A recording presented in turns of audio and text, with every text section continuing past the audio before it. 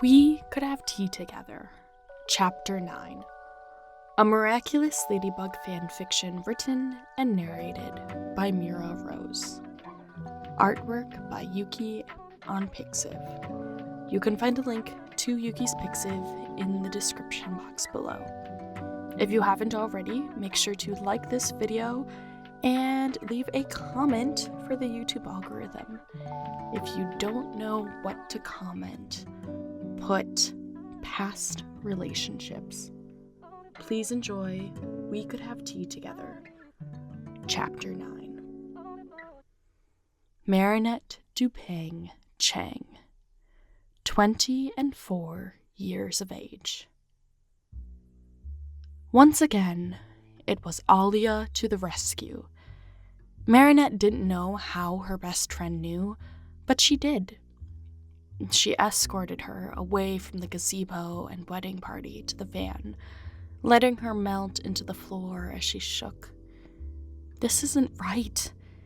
This isn't normal. And Alia wasn't with her.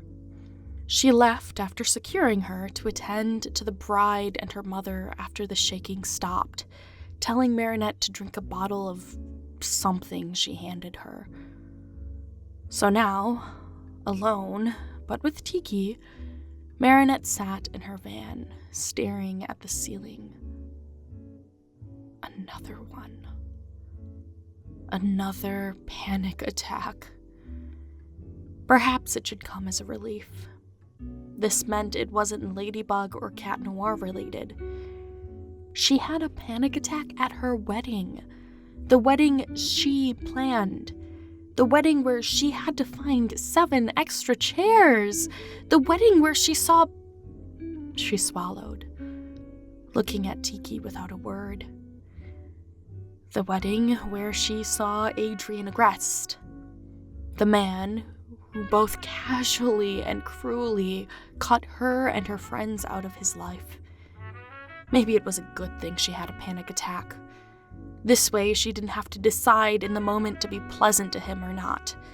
Nino might have forgiven him, but she certainly hadn't. She loved him, but not what he'd done. As long as she was wondering about panic attacks, she may as well wonder if the rage in her belly at Paris's beloved golden boy was to blame. She hated to hate him, but she wasn't going to forget the hurt he'd caused everyone when he exploded and lashed out. Better not engage with him. She might lash out in a way she'd regret. At least Alia saved her from an embarrassing breakdown this time. Well, she'd saved her last time too, hadn't she? What a gal. A knock came from the sliding van door, and Marinette furrowed her eyebrows. Was she needed? Or was Alia being polite? She could just open the door if she wanted to. "Marinette!" Tiki whispered, zipping into her purse. "Marinette!" So it wasn't Alia. She wiped her face, flinching when her fingers came back black. Great. Smeared makeup. But whoever was out there knew she wasn't here, and she'd rather face the mother of the bride with tear stains than making her wait and coming out barefaced. "Yes?" she said, sliding the door open and freezing as the silhouette brightened into detailed features. Hi." Adrian Agreste stood in front of her, with suit and tie and American straight teeth, whitened far past a natural bone's hue. "Hi." She was so taken aback, she didn't have the time to choose a curt, snarky response. "Agreste?" she added. "Hey." He met her eyes, which was new. "Marinette." "What's going on?" She refused to let silence pass between them. This wasn't some kind of reunion. She wouldn't let it. He was a best friend once, but he walked away first, hurting everyone. She wouldn't let that happen again. "Are you okay?" "Yes." He swallowed, but kept eye contact. Okay. Okay. Marinette looked away just long enough to realize her knuckles were white around the handle. Anything else? He wavered, looking past her for a split moment before darting his attention back. Had he seen Tiki? No. He would have responded differently. Just checking. It was more of a mumble, but at least he'd finally looked away when he said it. Okay. She moved to close the door, but he spoke again. Would you like to get tea together? Maybe, catch up? You mean let you apologize? The shock of his appearance wore off, replaced by the stubborn snarkiness that digested her usual kind demeanor whenever she thought of him. Adrian hesitated like she'd slapped him openly and across the face. I'm sorry, Marinette. He didn't look away. She wanted to care. She did, but even though he was once one of her best friends, she couldn't. Instead, she pressed the button to let the door close, holding his eyes until it clicked shut and his silhouette moved away. The rest of the wedding felt empty. Marinette could usually feed off energy, but not this time, and she knew why. Her only saving grace was Adrian not sending glances her way throughout the party. He actually left early, much to some grumbling of his co-workers? She wasn't sure, but she wouldn't let herself find out. He was none of her concern. He was never going to be her concern again. Marinette couldn't concern herself with him because if she did, the numbing grasp of first love and loss would drive her life, and she'd lose herself in it. Marinette couldn't lose herself over a person again. Books and movies convinced her it was romantic when she was young, that true love is putting another person above yourself, and while it may be partially true, it is the most damaging lie she'd ever tasted. Marinette? Alia tapped her shoulder, snapping her out of her draining thoughts. You good? I have to be, she sighed.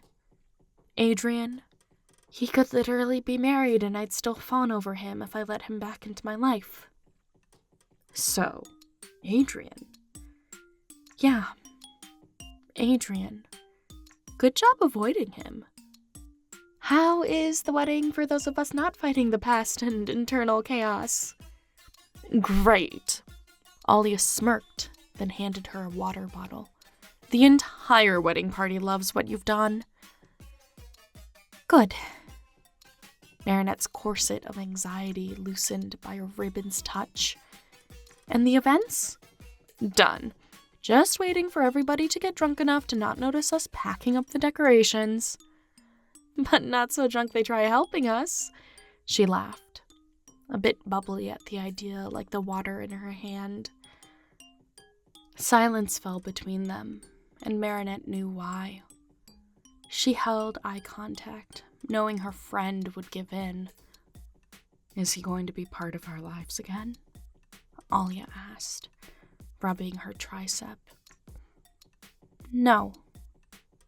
She hated the way it tasted in her mouth. No, he's not. Alia smiled at someone behind her and gave a half wave. I'll meet you by the truck in half an hour. Yeah, thanks. They parted ways, and Marinette knew the bottle of sparkling water wouldn't fix her dry throat. Nothing would. This was emotional friction, not a cry from her body's physical needs. She made a final pass through the bridal party as night set. Then she and Alia took the more delicate and valuable decorations to the van and drove away. Everything else, the tables and large decorations, would wait for tomorrow. The kinds of things most people wouldn't steal, but still added to the aesthetic for drunk photos and screams over the umpteenth bottle pop. But when they rolled in front of her store, Marinette caught green from a dark silhouette against her display window. Her flicker of annoyance at the neighborhood drunk turned to warm splashes of relief, like a shower in fall when she recognized Cat Noir. "If I didn't know any better," she said, leaning out the driver's side window, "I'd say you're stalking me, kitty." Didn't you know what would happen if you fed the neighborhood stray? Cat replied, pushing himself off the glass as he laughed. Need any help? You must be tired. She didn't mention how early he'd been up as well, nor did she address Alia's arched eyebrow as she nodded. "Thanks, Cat Noir." He opened the door for her and she stepped down and out, his arm across her back as she touched the pavement, and she remembered, with rouge on her cheeks, her teasing him as Ladybug about winning Marinette Duping Chang's affection. Had he meant it? Part of her, treacherous and foreboding, hoped he did. "Hey, Muscles!" Alia called from the other side, and Marinette could hear her grin. "I'll give you $10 to do my share." Before she could lecture her, Cat laughed and agreed, walking around the van to open the door. Marinette heard him slide something out and made haste to open the shop, pulling the door as he stalked up behind her. Thanks, he grunted, taking something in one load that should probably have been two. "Don't worry about what Alia said," Marinette sighed, shaking her head. No big deal. I want to. We're friends, right? This cat. "I'd rather you start the kettle." Oh, we're having tea together? He put the box on the front counter, then slid 4 bags from his arms. "Only if you make it." Sold. Type? "Nothing with caffeine, thank you." Heard. He retreated to the back, and Marinette's heart twinkled like the streetlights outside. She liked this man, but she wasn't going to say anything while Alia was around. "Hey, Cat?" She walked into the kitchen after bringing in another box. Yes? He looked up, a tin in each hand as if he'd needed a debate. "Wanna have breakfast tomorrow?" She leaned against the doorframe, half hidden in the main room. His half-smile bloomed into something that matched her heart's hue. Yeah, he said. Yeah, sure. Good. Marinette knocked against the wood twice, then turned to leave, careful to not let her footsteps convey how light her feet were. It was just breakfast. And Marinette was giddy. So giddy, in fact, she wasn't sure how she'd be able to sit down for a cup with him once they unloaded the car. "Want me to leave early so you have time with your man?" Alia asked, bumping hips with her as they crossed paths at the van.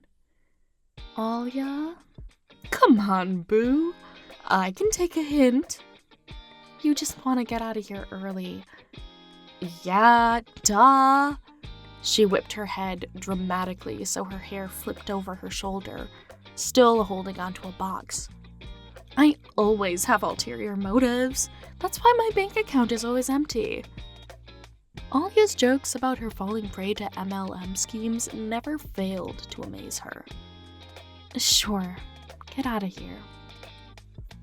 "Thanks, boss." Alia all but kissed her as she leaned in, and it was Marinette's turn to bump her away with her hips. "Hey," Cat said when she walked in with the last box. "I'm having it steep overnight." "The tea?" Marinette found her heart sinking. "Yeah, for tomorrow." "You have to go?" She hoped he couldn't hear her heart sinking. "I figure we should both get some sleep. Keeping you up for tea is a bit selfish, considering I get to see you first thing tomorrow. Well, if you put it that way. He was more mature than her. They were seeing each other anyway. Losing sleep is exactly what would happen if she let herself lose herself in another person again. This was a refreshing change. Yeah, a refreshing change. Marinette spent her teenage love with a kettle, hot and steaming and burning her tongue over and over again. But not this time. Not with this person. If Marinette was going to fall in love again, it would be with someone like this. Cool and crisp, where you can taste the flavor for what it is instead of finding comfort in temperature and aesthetic. And with that thought, Marinette realized her unquenchable thirst from throughout the day was satisfied by his presence alone. Falling for Cat Noir was as refreshing as a pitcher of iced tea.